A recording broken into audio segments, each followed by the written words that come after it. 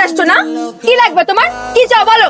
গত 2 বছরে তোমার পিছনে আমি 14,42,650 টাকা খরচ করছি, লগে 4.5% ইন্টারেস্ট। আর তোমার পিছনে আমি 2 বছর সময় নষ্ট করছি। এই সব মিলা আমারে 30 লাখ টাকা দিতে হইব, নাইলে এই বিয়া হইব না। ছোট ভাই, এটা তুমি কি কইতেছো? 30 লাখ টাকা আমি কইতে জোগাড় করবো?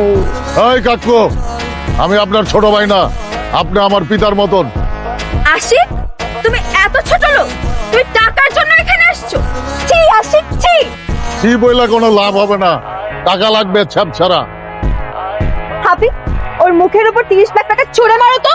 রিলেশনে গেলা তুমি, ফিলও নিলা তুমি, আমি কেন পে করবো?